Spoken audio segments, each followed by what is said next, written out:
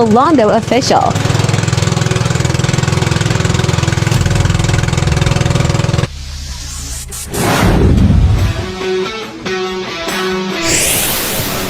Pero nakapag-tingala ko din ng mga warranty.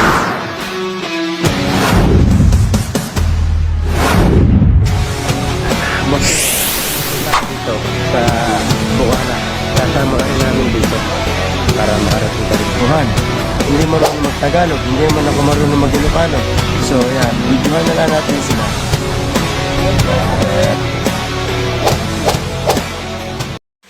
Alright, good morning mga kakausi. Time check ay 7:30 in the morning. Dito ako ngayon sa tabing dagat at naglinis ako ng bangka. Yan. Tinaliguan ko si Cobra dahil isang buwan na yan dyan nakataas. Isang buwan nang hindi nagagamit. Ayan, At ngayon ay tahimik na yung dagat. Wala nang alon. Medyo mahina yung hangin. So yan, tahimik na yung dagat. Wala nang alon.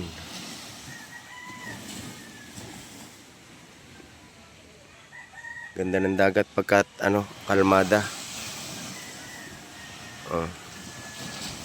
Medyo malabo yung Fortune Island dahil malamig pa rin dito sa Philippines.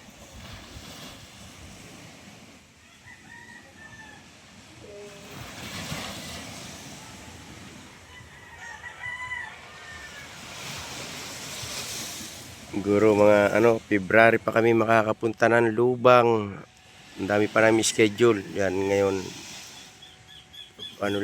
papahinga lang at mga alas 8 biyahe naman ako ng Batangas City. Dadrive ng rescue. Kaya dito muna ako sa yan yung kubo.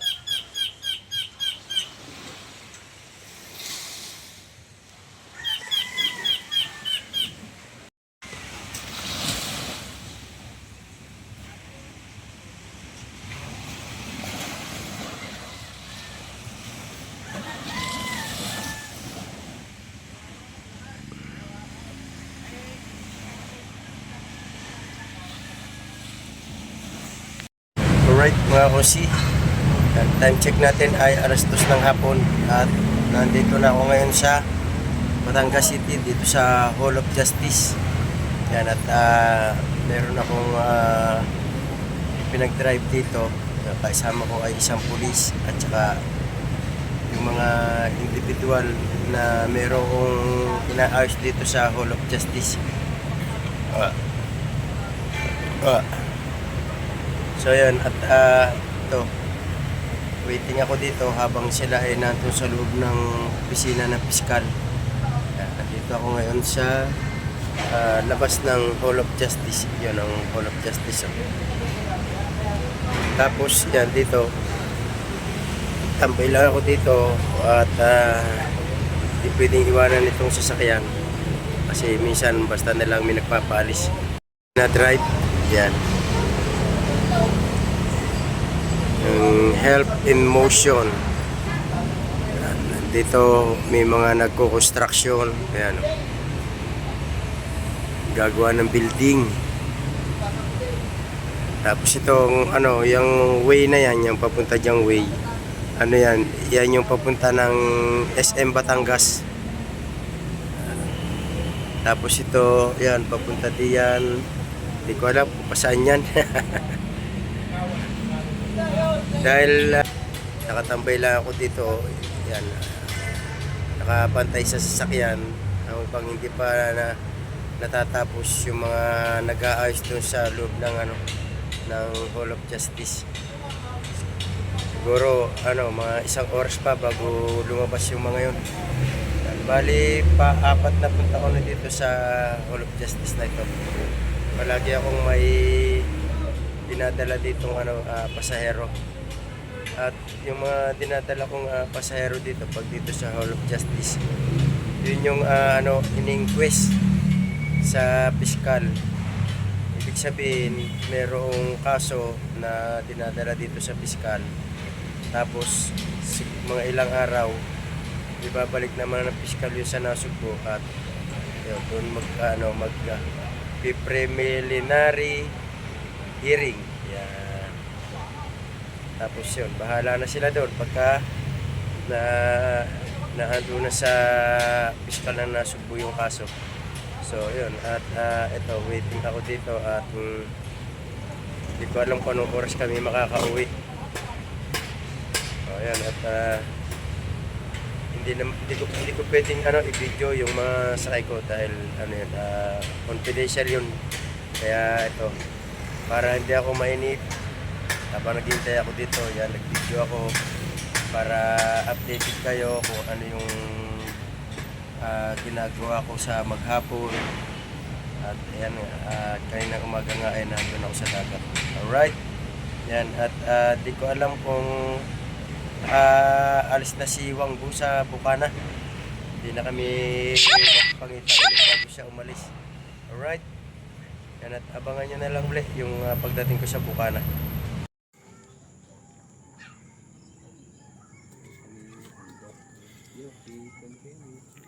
Kami binibintang gamit. Wala. Kala ko ba? May sugat na rin. Wala naman na eh. Nari kayo nakahiga. Siguro nung... Yan yung isa, tulog na. Yung ang namatay yung kapatid nito. Yung pinakamaliit. Sayang. Ang bait pa naman yung pa naman yung kaunahan lumapit sa akin noon. Makita ko yung lumapit agad. Aray yung magkapatid,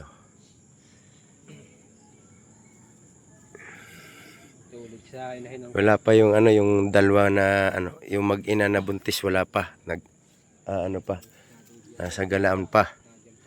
Yan, doon pa yung manggagaling doon sa ibaba na yun. Yeah. Ay, bago dumilayim yan. Misay mga agapay na dyan na. Ang ganda na rin yan, itong maliit na to. Yung kulay brown na yan, ang cute,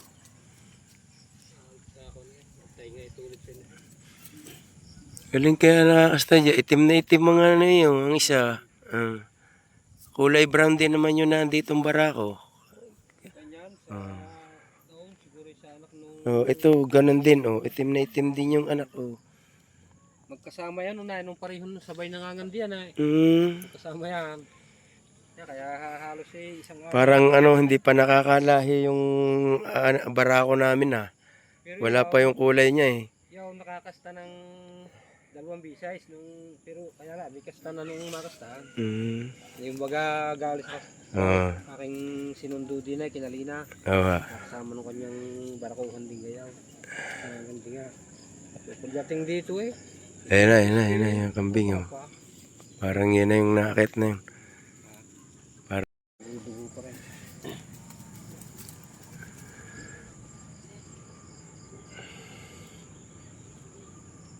Yan na yung yung dalawang kambing. Yung mag-ina.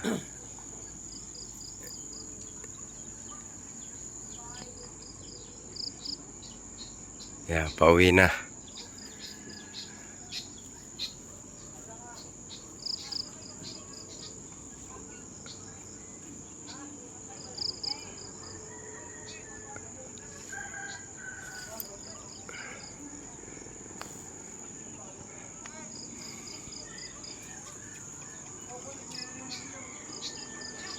Yan, mag-ina yan, parehong buntis.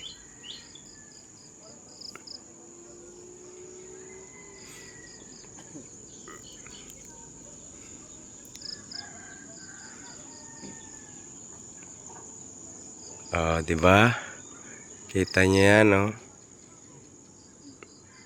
Kaninang umaga pa mga yan umalis. Kaninang umaga pa mga yan naggala, Ngayon pauwi na, hapon na Lubog na yung araw.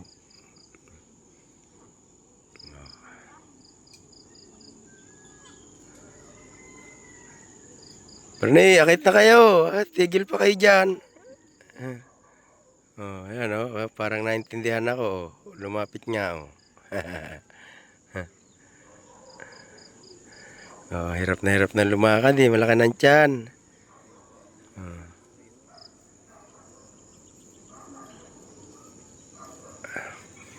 Oh, lampas kayo. Ayun. Alam na yung daan eh. Oh, oh di, inom na kayo. Hindi nakainom na yung POF ako ha. Sa tubig. Ah. Bigyan ko ng tubig eh.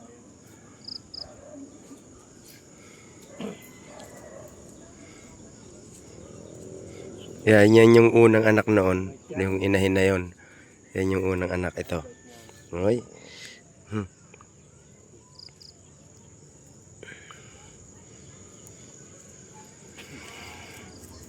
Pinatali ko rin isang kare.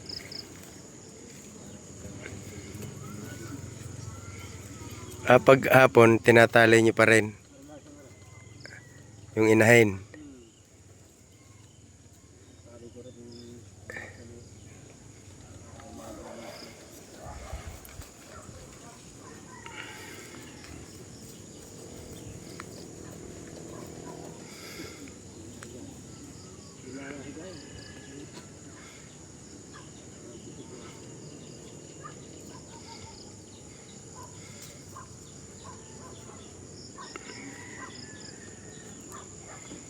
kumulang ba ako din ay nadila naman.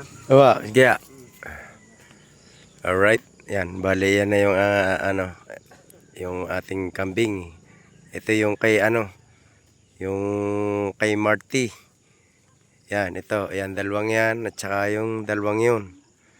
Ang dami na. Sayang nga yung isa, yung kapatid nito namatay. 4 na araw pa lang ata na isisilang yun.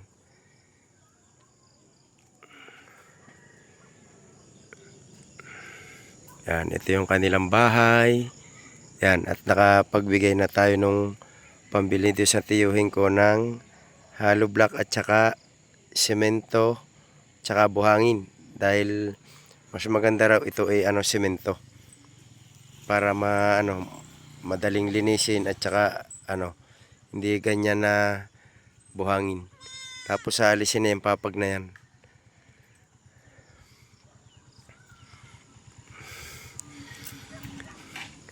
Ang laking laking kambing itong isang ito.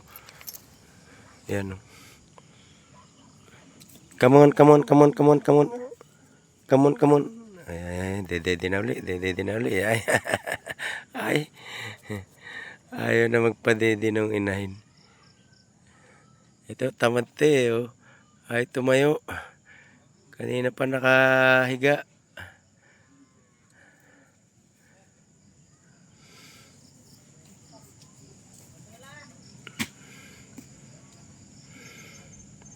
Yan yung barako.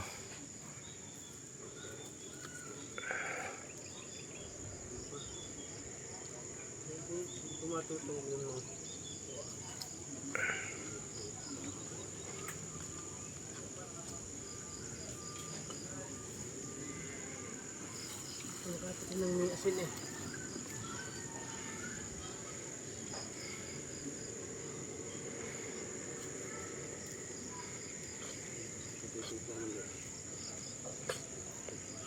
Pinano ko kahapon ko na rin yung Alvin Lasaw.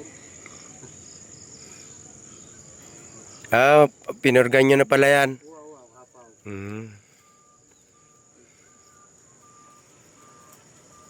Tao, dumedi ng dalawang yun na.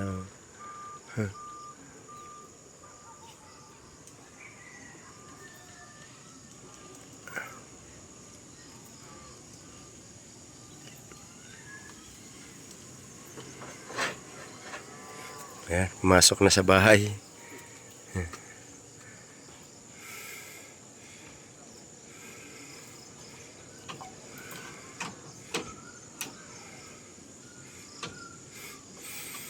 Nagpahinga na ang barako. Ayan. Ayan na mga konsi at medyo madilim na at ako'y pauwi na rin.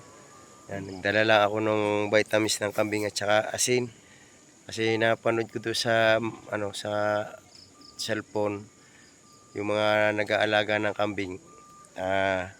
Pinag-aaralan ko kung paano yung pagbibigay ng mga vitamins, kung ano yung inihahalo sa inumin. So yun, ang maganda pala doon ay magkahalo yung molasses at saka asin. Tapos merong powder na vitamins na ilalahok para mas lalong ganahan ng pagkain yung mga kambing at saka mas mabilis daw magpataba yun. Alright.